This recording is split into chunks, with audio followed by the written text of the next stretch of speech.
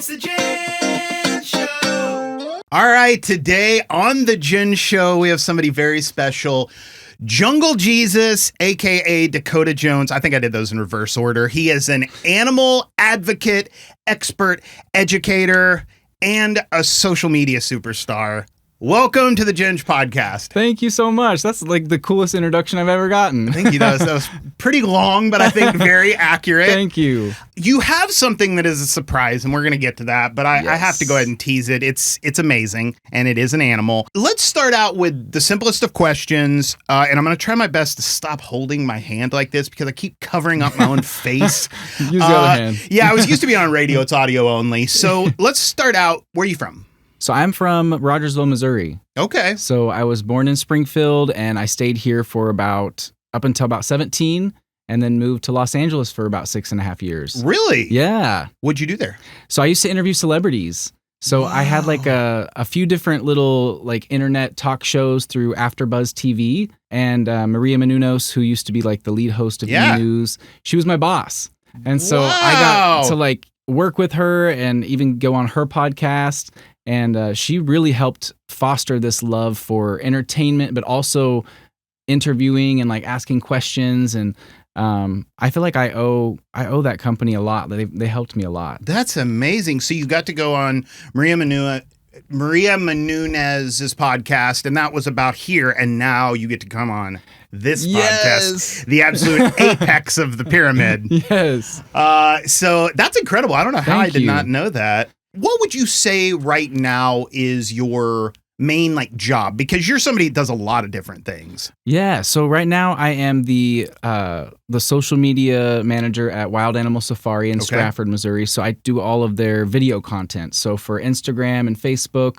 And then beyond that, the Jungle Jesus is basically an animal education show where I traveled around the U.S. to different zoos and get to film with animals. And usually it consists of me sitting next to an animal or being near an animal, and I'm either helping them with a training session or sometimes painting with the animal while I'm giving different animal facts. And I try to make it just like a really fun 1-minute episode that just to basically bring a little bit of brightness onto people's timelines, because there's so much crazy stuff going on in the world. And I just want to sometimes, teach people something, but also show them how incredible these animals are and how they deserve to be protected. And I feel like if you can get even a few people just to care about animals, then it's going to help in the long run.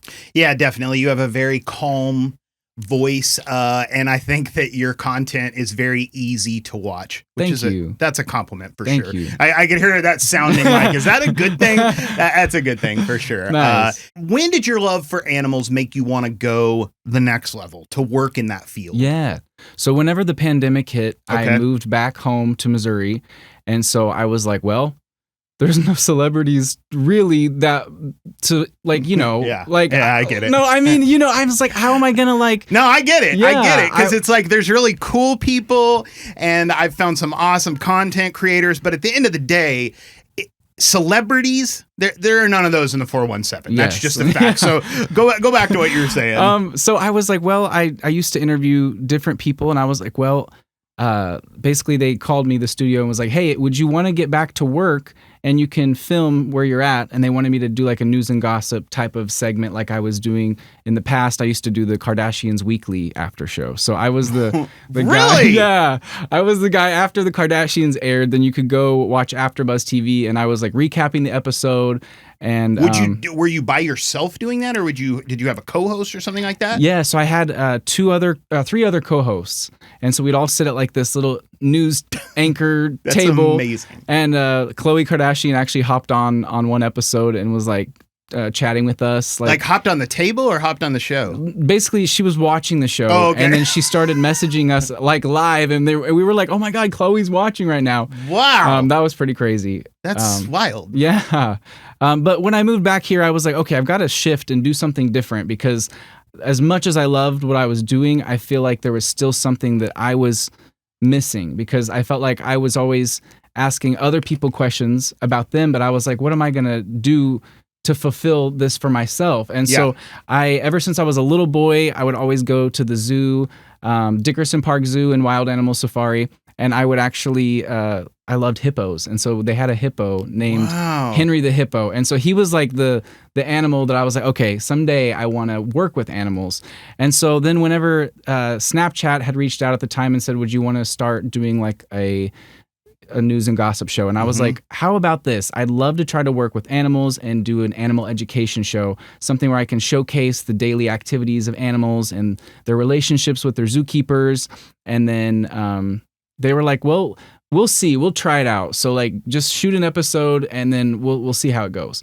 And so my first episode was with the giant Aldabra tortoises at the Dickerson Park Zoo. Okay. Those giant crazy ones. Like, And like what are we talking compared to a Galapagos turtle? so they are Aldabras are a little smaller. Okay. But still ginormous, like the Okay. size of like a refrigerator. Okay. Crazy. That's pretty big. Yeah. And so after that, it went really well. And so I started to do more and more episodes. And then I finally decided that I wanted to take it off of Snapchat because I didn't have as much creative control. So they were trying to get me to do some crazy things. So they actually sponsored it. They actually hit you up through Snapchat, wanted to pay you for doing this show. Yeah, except for the payment part, which, yeah. yeah. There we go. I know, yeah. So it was always like, well, let's see, how it does, and then whatever revenue you'll get a cut. Oh my gosh. So Snapchat didn't want to pay you, but they were sponsoring a show. Yeah, they were like, you had to be invited to be on Snapchat's channel. It was called Snapchat Discover. And I feel like, yeah, they really screwed me over, which is sad. Snapchat, come on now. But it was still a great experience to be able to see, okay, this is something that I can do. Like I can, instead of giving it to them to edit, like I can edit it myself and I can make it to where it's more educational and less clickbaity. Because the final straw that I had with Snapchat was that they wanted me to interview Joe Exotic. And I was going to ask you about him later. Oh, really? So go ahead. Yeah, so they wanted me to interview him and do like a segment where it was like a video call to his prison cell, basically. And I was like, this is totally getting away from everything I'm trying to build. Like the last thing I want to do is be associated with him just because of all the awful things that he did and the poor treatment of the animals. And so I felt like Snapchat was trying to make it more of a clickbaity, like, we're going to see how this goes. That makes it nearly closer to what you had done with the Kardashians than it does actually getting to animals. Yes. So one of their other stunts was they were wanting me to, I was like, let's do a video about camels. And instead of like giving any camel facts, they basically wanted me to tell a story about how Tammy from 1,000 Pound Sisters was on drugs and like recently got bit by a camel. And I'm like, that doesn't show camels in a good light, for one. And two, it's not anything to do with educating people. It's just like, oh, check out, this girl got bit by a camel. Yeah, that's definitely clickbait to its definition. Yeah. So I decided if I move it to my own Instagram and my own TikTok, then I can have creative control and make it really fun. Like obviously there's silly videos where, a capybara was sitting and had its like it was sitting down and you could see its like butt crack. And I never knew that capybaras had like a crack, they just have like a rounded butt. And so I like put some funny music over it, so there are some of those funnier videos. Yeah, I'm going to need to use that clip. Yes. So now we're going to have to show the butt crack. Okay, so. But I think that the majority of my content is always, basically I want people to walk away knowing at least 4 new facts about this animal. And sometimes it's not even just like the normal facts. It's like, oh, this is a weird animal fact, stuff like that. I think people are more accepting of. So watching you from the outside, it seems to me like your overall goal, the top goal, is to get people to care more about animals. Yes. So I wasn't going to ask this here, but I'm going to go ahead and ask this.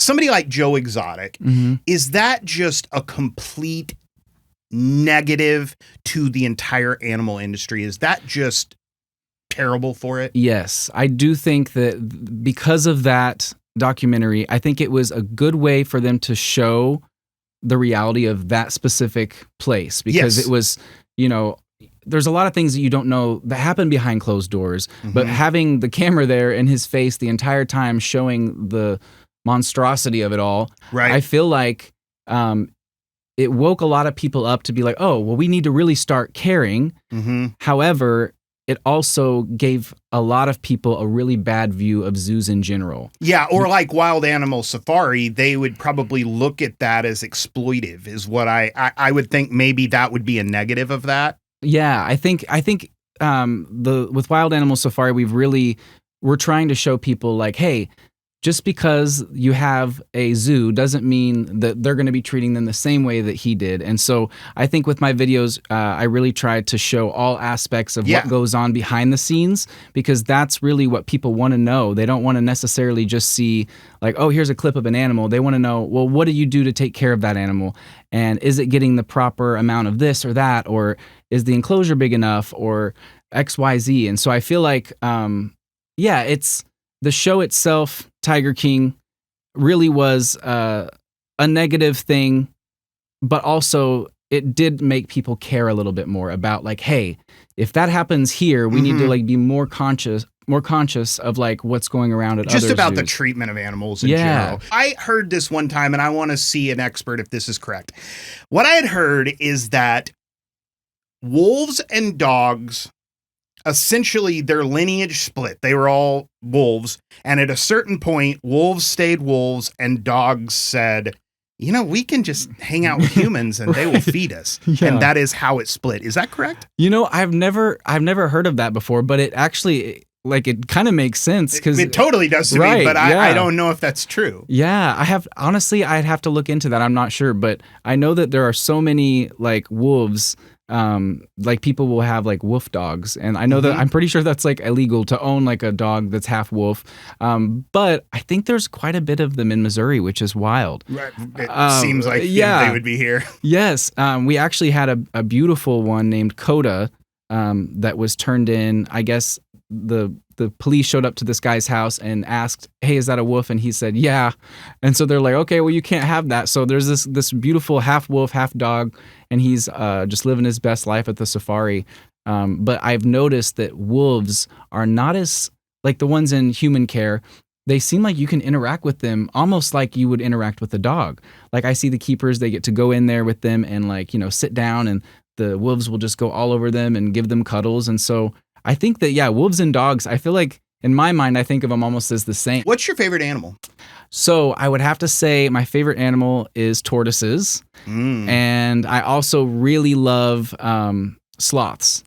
Oh. Sloths are like one of my absolute favorites. This is going to lead to a question later. Oh, nice. Okay, so I think at that moment, do we want to get our friend right now? Sure, yeah. Let's do it. Let's do it. Participating in a clinical study can mean a lot of different things to different people. QPS is seeking healthy men between 18 and 50 years old to participate in a study testing an investigational drug when administered via syringe or on-body delivery device. Visit 417studies.com to find out more today. QPS. Make a difference and make money doing it. Make a difference with QPS. All right, we're back, and this is Mr. Bean. Yes. Incredible name. He is amazing. He's an African spurred tortoise. He's about 4.5 years old. And I actually have a very big exclusive for you right now. Woo! So Mr. Bean has his own Instagram. He's been known as Mr. Bean forever. I found out a couple days ago it's a Mrs. Bean. Oh, what? Yeah. Yes. You just found out? Yeah, you're not able to really tell until they get about 5 years old. And so I've been waiting to see if anything comes out from below. Can I hold him? Yeah, absolutely. He's heavy. He is huge. Wow. So he'll get a lot bigger than that. He can get anywhere from about, I want to say, some sulcatas can get up to about 200 pounds. And so he'll get about to be as big as your chair. And when I first got him, he was literally this big. He was like a couple quarters put together. And I got him when he was 1 month old. And then, yeah, he's just, he is so cool. Yeah. And my daughter Tatum has been getting to play with him in the backyard and feed him lettuce and just let him walk around in the backyard. I actually pulled her out of school early for that because she would have literally killed me if I would have let her miss this experience. I mean, his coloring is amazing. Tell me about the like claw looking things on his front legs. So their species loves to dig. So those are their spurs. And so basically what he does is he'll put his spurs into the ground and dig. And basically those act as little shovels. He's like pushing off my leg. I can feel what it is. It's incredible how strong he is. Yes. He is so cool. Right, I'm going to hand him back to you just because I don't want to. You know exactly what you're doing. I don't want to upset him at all. This is a big deal for him because he hasn't been out of like the parameter of my backyard for about, I want to say, a year or so. I brought him on to like an interview when he was really small, but this is his first big debut of him being like as big as he is, or she. Amazing. Oh, she. Yeah, it's crazy. I always mess it up still because I'm just so used to all these years calling him Mr. But basically, if you flip them like this is their plastron underneath. It's like a skateboard. Yeah. And so if it were a boy, he would actually, or she would have like a concaved stomach a little bit, and it would be kind of like domed. And that would be so that way when they're mating, a boy would be able to fit on top of a girl's shell. But a good way to tell it's a female is if it's like a flat. Oh, whoa! That's how they expel their air. So basically, he will make a hissing sound, and that like puts all of his air out, and he can fit and hide in his little shell or her shell. Oh my gosh! I know. Are you going to change it to Mrs. Bean? Or are you I think so. Okay, that's a tough decision. I know. I know. At 5 years old, they usually will, if they have a male part, it will come out, and when they use the restroom, if it was a male, that part would be about 3/4 of the size of what he is. Wow. So it would come out and like basically flower open, and it looks like an alien. Like it's crazy. So I'm very happy to know that it's a girl because I don't have to worry as much about that. So how old will he get? So I think they can live up to about 75 to 100 years. Amazing. And so human life. Yeah. So I'll have to put him in my will for sure because So does he live in your backyard, you said? So in the winter, he lives in an enclosure that I've built in my kitchen, which is crazy. Amazing. It's a huge enclosure, but she's already starting to grow out of it. And so I'm going to need to pretty soon. Actually, the goal is to move her to Wild Animal Safari. So that way, while I'm working there, I can just like see her all the time, and she'll have a bigger enclosure, and guests will be able to hopefully interact with her in a reptile encounter.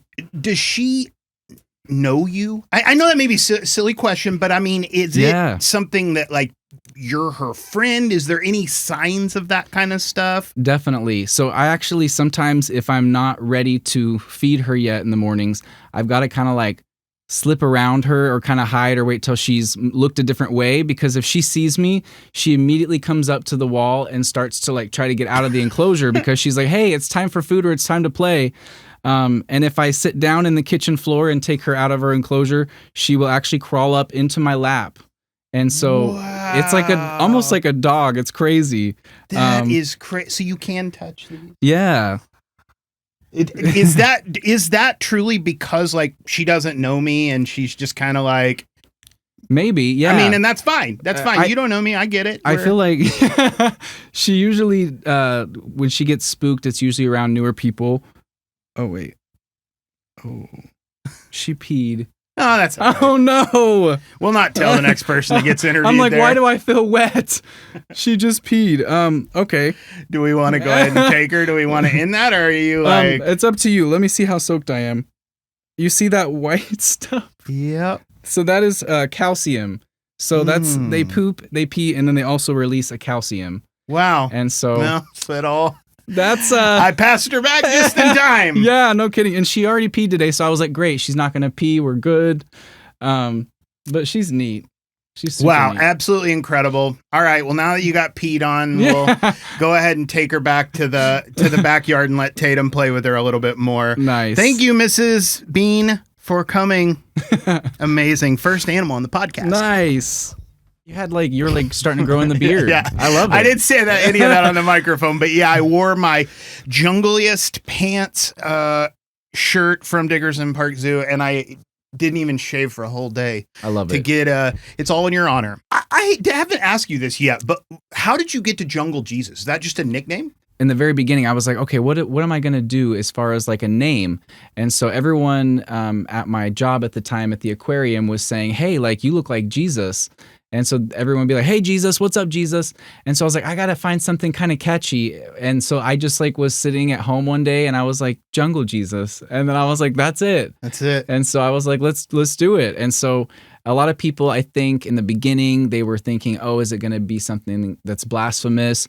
Or, is he going to be doing, I don't know if they were expecting It's me to not. like have raccoons like no praying to me or blasphemy. like, it's like not the, Raccoons praying. I was like, I don't know. People were upset about it in the if you beginning. can get that clip, you should still go ahead and post it. If you can get some raccoons praying to you, that's going to go my viral gosh. for sure. Yeah, Okay, so sure. that's what you went with. So you have, I think I looked, you're at 25, 26K, something like that on Instagram. How have you built that following?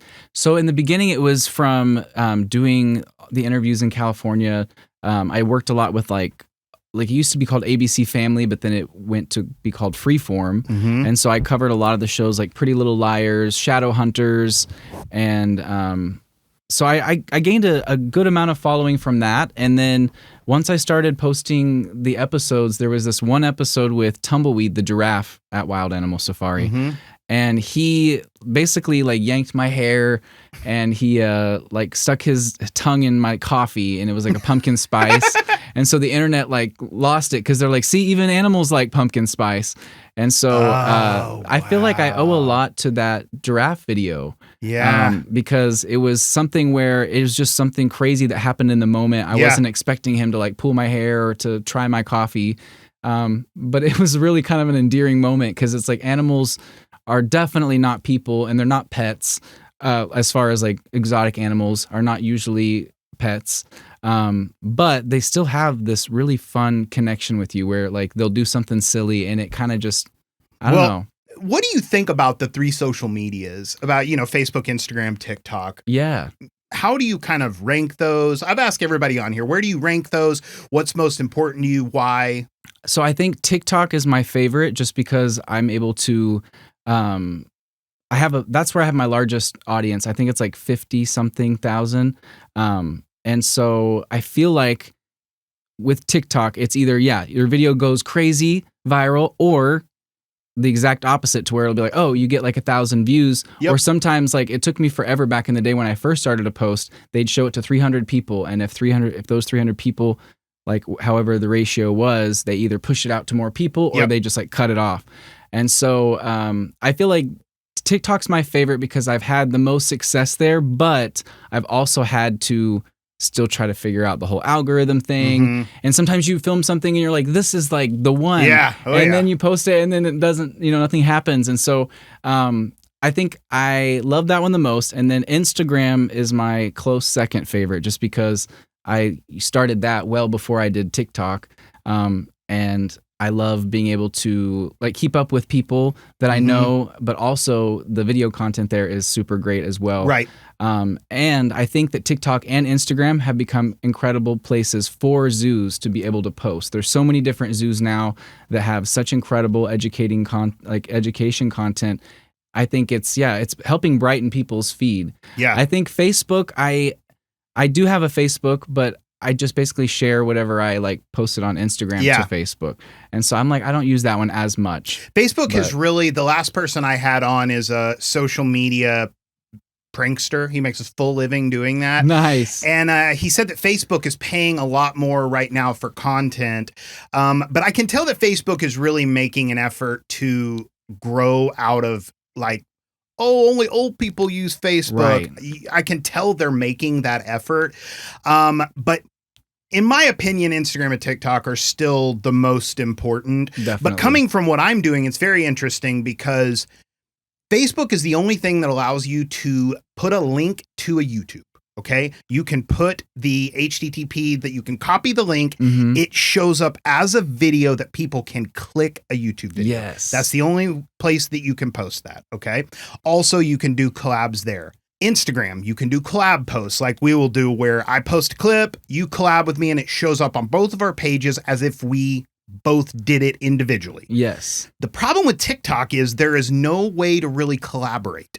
Yeah. You have to, the best I can do is tag you, and then I suppose you can share that to your story, or it's like I send you the same video and then you put it on your TikTok. Yes. And so that's made it really weird doing this podcast, because TikTok is not as helpful as the other social medias. Yes. And so I still post absolutely everything to TikTok, but it's very weird because trying to find a benefit of how to get people to click from a social media, go to YouTube, watch a video, or open up Spotify, listen to a podcast. It's really been a challenge Yeah. of figuring out if the ultimate goal is to get people to YouTube. It's kind of hard. Yeah. It's very interesting. Social media absolutely helps you. You can post a link in a story on Instagram Mhm. that clicks through. But once again, that's the only place you can do it. There's Yeah. no other click through buttons. I feel like on TikTok, I know there's like the repost button where I Mhm. can like, when you post a video, I can repost it. So it'll Mhm. show up for one time basically. And like, Yeah. there's a tab where, you can see, oh, these are the videos that they've reposted, but it'd be nice if there was a collab feature. Right. I think that would be very beneficial. Yeah, or if in any way, I think you can in your biography on TikTok put a link tree, but that is the most you can do with that app to get somebody to YouTube. Yeah. So it is very interesting. It's been its own challenge. I think that's, I've had a lot of people on here that have really big social media followings. So I think that's why I've been very curious to ask a lot of those questions. Yeah. Have you ever thought about how weird it is that giraffes are real, but unicorns are not? Oh my gosh. Yes. You really haven't thought I about have that? thought of that. Yeah. Because giraffes are just wild. Like they're They're wild. they're so crazy. I mean, how is that a real animal? I know. I mean, so a unicorn is like a horse with a horn. Right. There's a million animals Right. that are like that. An elk, look at that. Yeah. And it looks crazier than a unicorn. Yes. I mean, there's narwhals, okay? They're real. And a unicorn is fake, but a giraffe is real? I know. I just, one time I was sitting in the doctor's office, and it was like where they take all your vitals and stuff, and it was actually a kid's room. And there was this giraffe on the wall, and it had the lines so you could find out your height. Uh-huh. And then another one of the pictures was of a unicorn, and I was like, how is that real? Right. And that is not. And that was about 5 years ago, and I've never gotten that out of my Yes. mind. That's crazy. They like giraffes, their necks are so long, but they've got the same exact amount of vertebrae as a human does. That's right, because that's what makes it a mammal, right? I believe so, yeah. It's crazy. And when you're like, because I'll either stand at their feet and look up, and that's a crazy angle because they're like towering over you. And so Tumbleweed, he likes to put his neck down and he'll try to like use me as a scratching post. So he's got those like really hard ossicones on top of his head. So I always have to like dodge those because they could do some damage. But he's just like a big dog. He loves to cuddle, and he loves it whenever I scratch his head because he can't, obviously take his hand and like scratch his head. Yeah. And so, I it's bet so your funny. job feels like you're not even really working, Yes. because your love for animals is unique. I mean, it sounds literally like going to work for you would be truly like going to a playground. Yeah, I agree. I think that I've always wanted to find a job that I could do where I could really, really enjoy it. Mm-hmm. And, I, have done a lot of retail jobs when I was living in California, and I feel like it just like sucked my whole Yeah. like drained me. It was Yeah. like very, very like, you start to feel like you're not even a person anymore. Anything where you're truly looking at the clock every few minutes Yes. to when you get to leave. Right. Ugh. But now it's like when I do have my 2 days off a week, I'll literally be sitting there at my house thinking like, I wonder how Roma the sloth is doing right now, or I wonder what Tumbleweed's doing, or what are the capybaras up to? And so I have to like sometimes get used to like not being there at That's the beautiful. safari. That's really wonderful. Thank you. I love it. It's fun. What other animals do you own? So I only own Mr. or Mrs. Bean. So just the African spurred tortoise. And I've thought about getting a peacock in the past.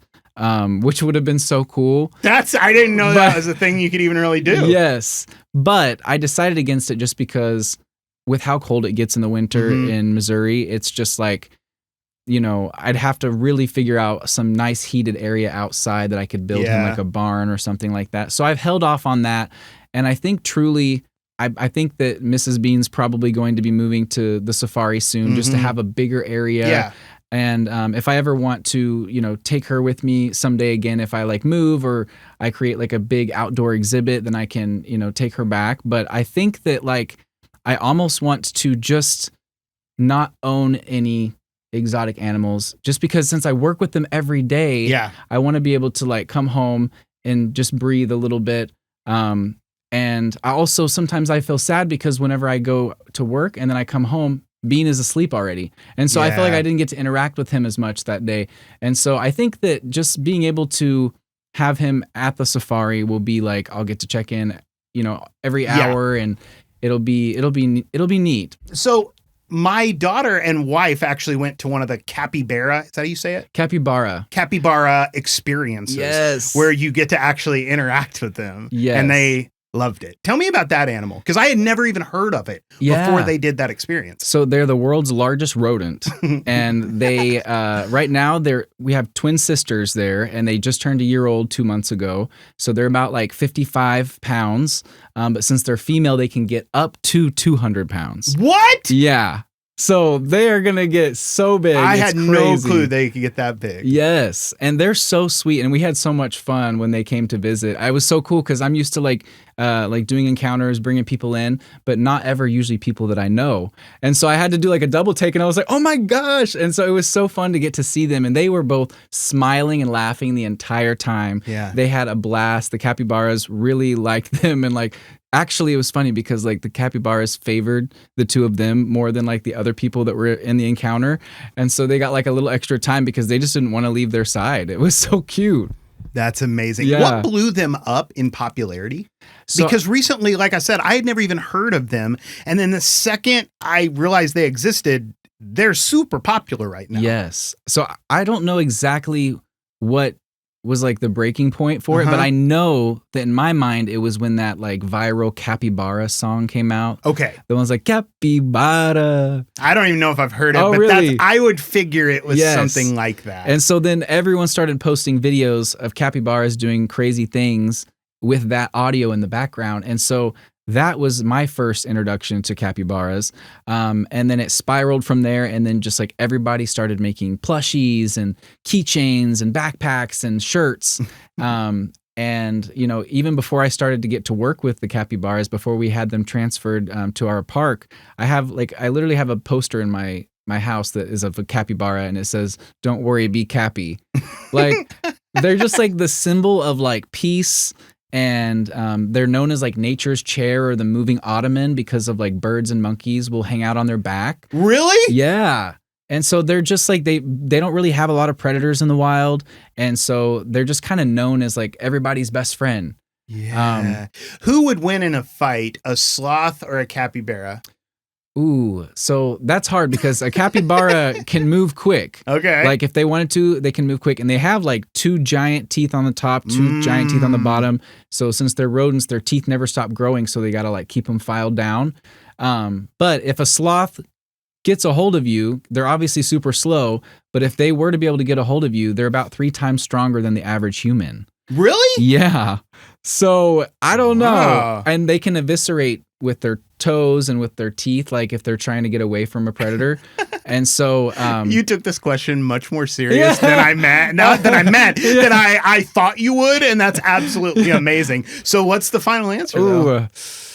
I feel like I'm putting my money on probably the capybara just because they're fast, and they've got those crazy teeth but I don't know. It's a hard one, but probably capybara. And that will never happen in case anybody is. It's not like we're...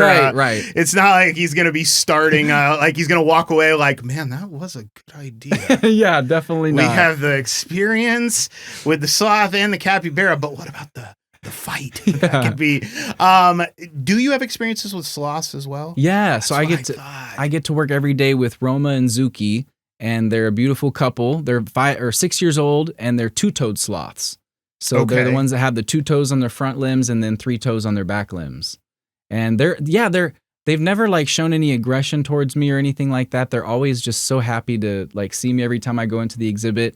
They don't have the best eyesight, sloths in general. Just in general, okay. Yeah, but I think they really rely on their sense of smell and like the sound of my voice, because if I walk in there with guests, they'll pick out my voice and start heading towards me. That is a pinch me moment for sure, because some days when I'm like, oh, I'm at work today and I've got this after work, and I'm like, oh, but I have to feed the sloths real quick. I have to give them their dinner. And it's a great way for me to slow down and it's the best thing for my mental health, I think. Yeah, you're thinking like, wow, I have a sloth friend that is excited to see me and I get to feed them. That's Yes. pretty cool, It's right? so much fun. It's a dream come true for Yeah, sure. and people pay for the experiences and you're just all day just living that life. Have you always had long hair? No, I actually, whenever I was first born, I had really crazy like. Well, yeah, he didn't come out of the womb long haired. So, okay. But hold on, it is funny though, because I like had pretty long hair for a baby, like Really? thick black hair, and so every nurse was calling me Baby Elvis, and so like ever since then, I was like, I used to have it really really short, but then when I had like that Justin Bieber swoop for like way too long. Yeah. It was okay. almost like a bowl, like was on my head because it was like the swoop, but Oh, then I it know was like exactly really long. what you're talking about. Yeah. It was crazy. But then when the pandemic hit in California, you weren't able to like get your hair cut. You weren't able to. What? Yeah, you couldn't like because like That's the spread right. of My the virus. wife gave me haircuts in that Yeah. area. Oh, I So- forgot it. She loved it. But Yeah. That's anyway, so funny. go back. Is that when you start growing it longer? Yeah, and so then I just kept it going, and then I was like, you know what, this is kind of fun, and it was like maybe about here, Mhm. and then I just kept it going, and then once I started to be known as the Jungle Jesus, for a while I was contractually obligated to not cut it, but then once I like own my own content now and I can make my own decisions, I can cut it, but I don't think I will, because I feel like what would I be called then? Yeah, Like, it looks very good on you too. And Thank that's you. not something everybody can pull off, but it looks very good on you. I do have something that I brought you. Oh, you do? I do. Do you want to see what it is? Yeah, let's see what it is. All right. So, one of the things we do at the safari is we paint with the animals, and it's a way to do animal enrichment. They basically will put paint on a canvas. And the paint is edible or animal safe. Mhm. And we'll put some of their treats on top and then let that animal paint either with their hands or their tongue. This is from Blossom, our reticulated giraffe. Wow. And she worked very hard on this. That is beautiful. Nice. Amazing. She used her tongue. So basically all those swipes and different colors, she's using her tongue as the paintbrush. And it has, you can see them doing it. Yeah. That's incredible. Do you guys sell these? Yes. And we sell them in the gift shop, and 100% of the proceeds go Wow. back into that animal's care. So it helps buy them toys for enrichment, or like new water bowls, or one of the big cats recently was able to have enough money to get like this giant boomer ball that they're able to attack and stuff like that. And so it's really fun because obviously when guests come, they love to take away a souvenir. Yeah. But knowing that you're helping care for that animal is really special. That's one of my biggest goals out of doing this in general with you is I think it's going to really give you a chance to explain behind the scenes of like what's actually going on and how it's affecting the animals, because Yes. it's so much more positive than I think the average person would think. Definitely, yes. I got just a few more things for you. If house cats were the size of a tiger, would they eat us? I think so. I watched something about them one time, and they were like, whoever it was talking said, never forget that they are predators. Like Yeah. if they were big enough to eat us, They probably would. Yeah. It's Okay. crazy. So many people are like, oh my gosh, you work with animals. You must get like attacked or hurt sometimes. And I always tell them the most that I've ever had is my house cat at home. Like that's the only animal that's injured me truly. Like you pick up your cat at home and they claw you or something like that, but then you work with the capybaras or sloths and you never walk away with an injury. And so I think, if house cats were the size of tigers, they would absolutely eat us. I really truly think they'd probably want to cuddle first. Yeah. But then they'd be like, you pet them that third time and they're like, whoa, That's absolutely amazing. So in an elephant I saw a thing in your video. Is the shape of their ears, one is like African and one is Asian, and is it because of the shape of their ears? Yeah, so African elephants, amazing. it just so happens that like their ear looks like it's in the shape of Africa. That's and then incredible. Asian elephants, yeah, their ear looks more the shape of the country of Asia. It's In a crazy. million years, I would have never thought that's why they're each called what they're called. Yeah, That's it's incredible. It's wild. It's a great way for you easily be able to tell the two apart. So zebras, their stripes really, there's no pattern ever looks the same ever. Is that correct? Yes, yeah. So each zebra has like their stripes are almost like a human's fingerprint. And it helps even zebras themselves, like not just the zookeepers to be able to tell them apart, but it helps zebras be able to be like, oh, that's Bob, that's Larry. And it's pretty cool. Like they just, they all look similar, Yeah. but there's those little variations. Oh, this is a good one. I have two more for you. All right. When you make a post, should you like your own post? I never do. Chelsea will be happy about that. Because like, I feel like, It's cringy. yeah, because then I've done it before where I've like gone on other friends' posts and I see that they like their posts and I'm like I know you like it because you posted it. Man. I know judgment, but like I always think it's a little interesting. And if I ever accidentally like my own post and I didn't realize it, and I go back and I see that I've liked it, I go and I unlike it. And so it's like always been a thing. I'm so cringy. I didn't. So you do? Well, I don't. Okay. Doing something like this that requires social media, and there's this balance of like the better my social media does, the better the podcast does, and vice versa. Yes. Okay.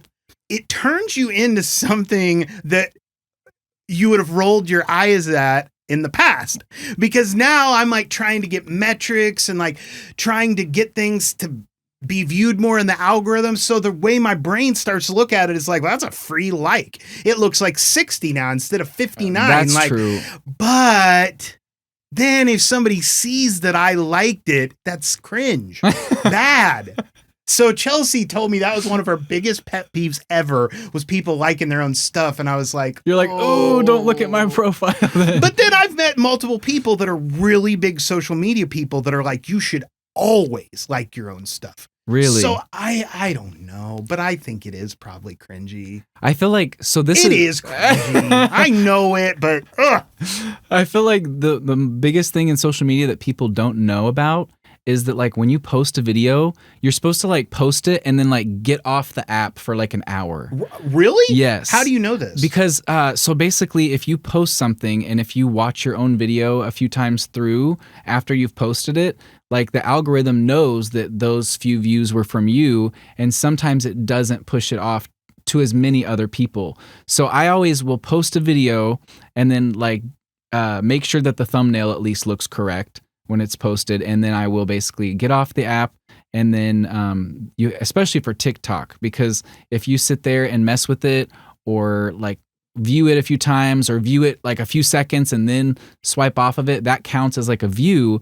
But then if you didn't watch the entire thing, or if you've done it multiple times from your account, it like kind of flags it. It's so weird. Yeah. Yeah, YouTube, you can't watch your own content at all. It catches on to you immediately. Oh, yeah? Yeah, you can't even watch, like I admitted that. So I had an old account on YouTube and I made a new one for the Gin Show. So I still had that old one. I turned it into a character named Timothy Childers, and he has a broccoli head picture. And so I just like my own content with that now. Nice. But I thought I could watch around stuff and boost the view count on YouTube. It doesn't work. They catch you. They know what you're up to. They catch you quick. So last question. You've obviously done very well on social media. What would be your advice to somebody that was wanting to create social media content, wanted to grow some kind of a page, whatever you want to call it? What would be your piece of advice? I would say treat it as if you were going to, like, treat it as if it were a TV show, to where, you know, for the longest time I had like specific days that I would post on, and that boosts you in the algorithm, because after a while it's like, oh, it's Tuesday. Those people that watched the Jungle Jesus last Tuesday, like it sends it to them again. Oh. And so I always like, I wake up at 7:13 whenever it's the day of posting. I wake up at 7:13 and I post it, and then I go back to bed until like 9. And so I think if you're consistent, the consistency part is the biggest part. Because if you have like a cool video that you post every once in a while, unless it's something super crazy that's going to go viral, you're not going to have that consistent engagement. Okay. And so I would say, but besides that, mainly find something you're passionate about and that you like creating that content. Because if it becomes a job or if it's like something where it's like, oh, I got to do this, like find something in your niche that you're like, I am passionate about this. Yeah. You know, like you could be someone who's obsessed with finding rare thrift shop finds, make a whole channel about it and like go to these thrift shops and show the items that you're getting and like maybe look up what that worth of that item is or stuff like that. Like I feel like there's a lot of little hobbies that are not as little as some people think. There's hundreds of thousands of people who want that type of content. Yeah. And so I think, yeah, it's all about finding your niche, I think. My best thrift shop find ever was I found a North Face jacket. It was for $13 and I found $27 in the pocket. No way. And the best part is that I still talked them down to $10 because the zipper didn't work out well. Oh my God. The fact that I had, the fact that I was willing to talk them down knowing there was more money in the pocket, that was, that's perfect. pretty gangster. I don't think I would do that now. That was like 20 so years funny. ago. All right, man. Dakota Jones, aka Jungle Jesus, thank you so much for being on the podcast. Would love to have you again. Did you have anything you wanted to like talk about specifically? I'd love to someday have you come out to the safari and do like an off-site or like on-site type of a thing where I take you through and we can meet multiple different species of animals. Oh. We can I can take you off-roading in one of the company vehicles Yes. and get some really fun stuff. And so I think that would be awesome to do that with you. Let's absolutely. And I also wanted to say that I have been watching your content and I think it is incredible, super engaging. I love your studio and I think that just like seeing how consistent you are with posting on all the different platforms is amazing. So congrats to you. Thank you very much. That means a lot because it Absolutely. definitely is. The turnover time has surprised me how quickly a week goes. Yeah. When you have to create another piece of 50-minute long form content, Yes. it's that turnover rate is a lot. And So that's I crazy appreciate too, that. because like my videos are like 1 minute and it takes me maybe 2 hours to edit a 1 minute video. I cannot imagine how long it takes you to do a 50-minute episode. And then 3 about 30-second to 1 minute clips out of it per week as well. That's crazy. So, and I think that part's actually easier for me than the long form. But yeah, a week comes much quicker than it would sound doing this every Yes. week. So I really appreciate that. Thank you so much. Absolutely. We will definitely do the stuff coming out to your park. And I also know you have some exciting stuff to share, and we'll just leave that as a teaser for later. Sounds good. Yeah. Jungle Jesus, thank you for being on the Jen Show. Let's wave goodbye. Thank you so much.